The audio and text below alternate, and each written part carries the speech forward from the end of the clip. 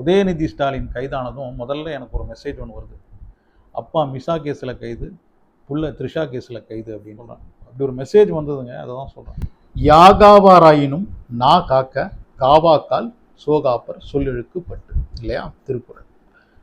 நாக்க அடக்கணும். நீ எவ்வளவு பெரிய ஆளாக இருந்தாலும் சரி, உன்னுடைய நாக்க முதல்ல நீ அடக்கணும். நீ எதிர்கட்சி தலைவராகவே இருந்தாலும் சரி, உன் தாத்தா பெரிய முதலமைச்சராக இருந்தாலும் சரி, அப்பா முதலமைச்சராக இருந்தாலும் சரி, அரசியல் பாரம்பரியம் மிக்க குடும்பமாக இருந்தாலும் சரி, யாகாவாராயினும் நா காக்க, அப்படி காக்காவால் சோகாப்பர் சொல்லிழுக்கு பட்டு.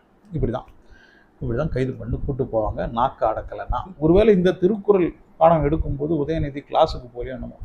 திமுகவை சேர்ந்த பலரும் இந்த திருக்குறளை கேட்டதாவே தெரியலையே.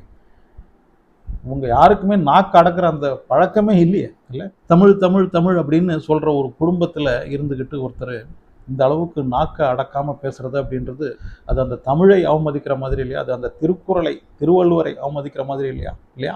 இப்படிதானே? முதல்ல அறிவாலயத்துக்கு வெளியில இந்த ஒரு திருக்குறளை பெரிய ஒரு போர்டா வைக்கணும். ஒவ்வொரு திமுக காரன் சட்டையிலையும் இந்த ஒரு திருக்குறளை பேட்ஜா மாட்டணும். அப்பதான் கொஞ்சமாவது அவங்களுடைய நாக்கை அடக்கி பேசுவாங்க. எதிர்பார்த்ததை போலவே கடைசியாக உதயநிதி கைது செய்யப்பட்டிருக்கிறார். எதிர்பாராததை எதிர்பாருங்க அப்படின்லாம் இதில் சொல்ல முடியாது. அது எதிர்பார்த்தது தான். அந்த பேச்சுக்கு கண்டிப்பாக இதை செஞ்சுதான் ஆகணும் இல்லையா? கடந்த 10 நாளில் திமுகவின் 3 பேர் மீது இதே மாதிரி வழக்கு. 3 பேர் மீது இருக்கிற வழக்கும் இதுதான். வாயை அடக்காமல் கண்டபடி பேசுறது, கண்டமணிக்கு பேசுறது, அசிங்கமாக பேசுறது. அனிதா ராதாகிருஷ்ணன், மார்க்கண்டேயன் இவங்களை 2 பேரை பார்த்தாவது நம்ம உதயநிதி கற்றுக்கிட்டு இருந்திருக்கணும்.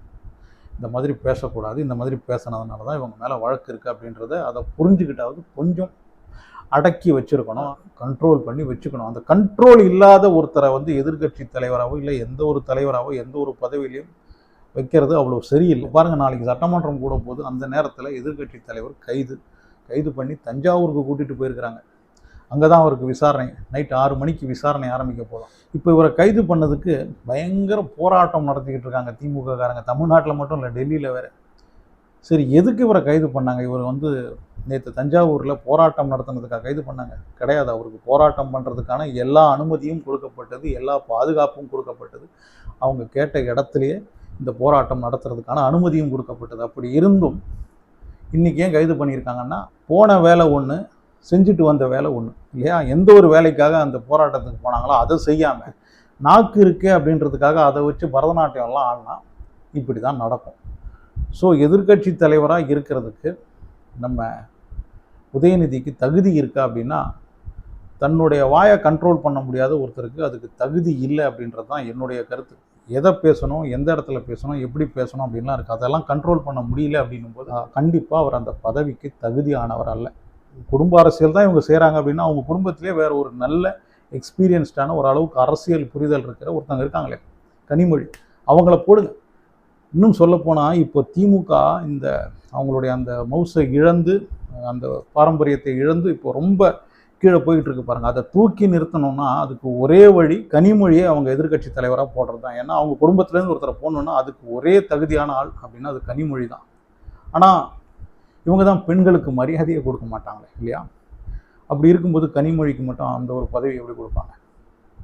கொடுக்க மாட்டாங்க. எதிர்கட்சி தலைவராக கனிமொழியை போடணும் அப்படின்ற அந்த முடிவை அவங்க எடுக்கவே மாட்டாங்க. ஏன்னா ஒரே குடும்பமாக இருந்தாலும் அவங்க வேற, இவங்க வேற இல்லையா? ஸோ பெண்களை பொறுத்த வரைக்கும் குடும்பத்திலே இவங்க மட்டம் தட்டி வச்சுருக்காங்க அப்படின்னும் போது வெளியில் இருக்கிறவங்கள பற்றிலாம் அவங்க பேசுகிறத பற்றி கேட்கவா வேணும்? இங்கே பார்த்தீங்கன்னா தாத்தா, அப்பா, புள்ள இந்த 3 பேரும் கைது செய்யப்பட்டிருக்காங்க.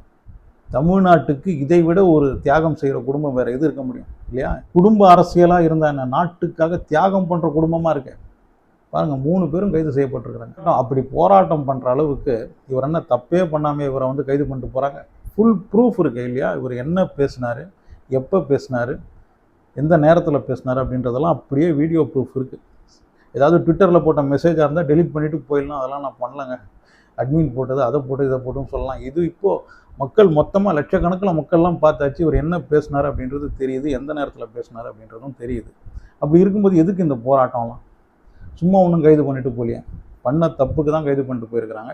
எல்லாருமே என்ன சொல்கிறாங்கன்னா, இந்த கைது நடவடிக்கை வேணால் சரியில்லாமல் இருக்கலாம், ஆனால் அவர் பேசுனது தப்பு தான் அப்படின்ற மாதிரி தான் எல்லா கட்சியை சேர்ந்தவங்களும் சொல்கிறாங்க.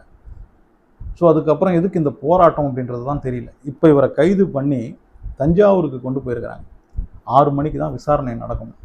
இப்போ அந்த போலீஸ் விசாரணையில் உதயநிதி கிட்ட என்ன கேள்வி கேட்பாங்க?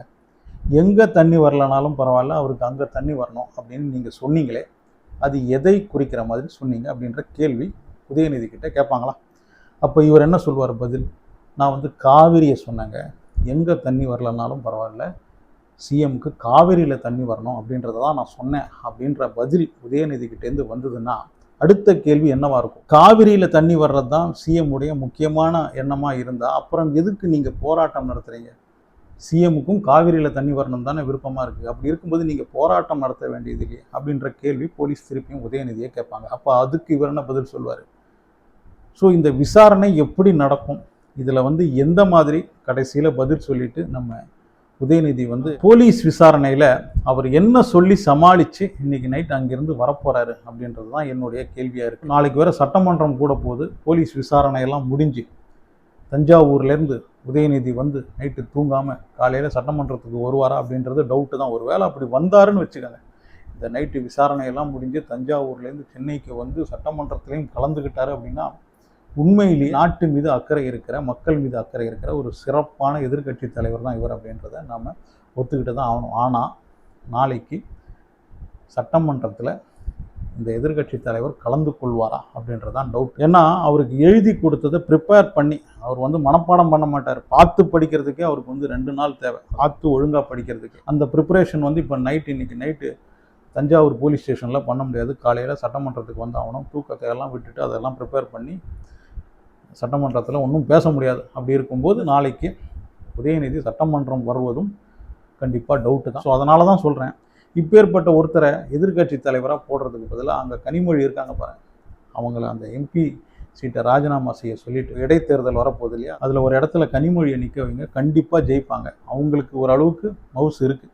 ஸோ அவங்க ஜெயிப்பாங்க. அவங்கள எதிர்க்கட்சி தலைவராக கொண்டு வாங்க. அப்படி வந்தால் மட்டும்தான் திமுகவுக்கு ஏதாவது ஒரு சான்ஸ். அடுத்த 5 வருஷத்தில் திமுகவுக்கு ஏதாவது ஒரு வாய்ப்பு ஜெயிக்கிறதுக்கு இருக்கணும் அப்படின்னா கனிமொழி எதிர்க்கட்சி தலைவராக வந்தால் மட்டும்தான் இருக்குது. மற்றபடி உங்களுக்கு வாய்ப்பே இல்லை. ஸோ அதை யோசிங்க. அட்லீஸ்ட் அந்த ஒரு விஷயத்துலையாவது பெண்களுக்கு மரியாதை கொடுக்கும் ஒரு கட்சியாக உங்கள் திமுக இருந்துட்டு போகும். இனிமேல் சட்டமன்றம் கூடும்போதெல்லாம் முதல்ல சட்டமன்றம் ஆரம்பிக்கிறதுக்கு முன்னாடி இந்த ஒரு திருக்குறளை சொல்லிட்டு ஆரம்பித்தா நல்லாயிருக்கும்.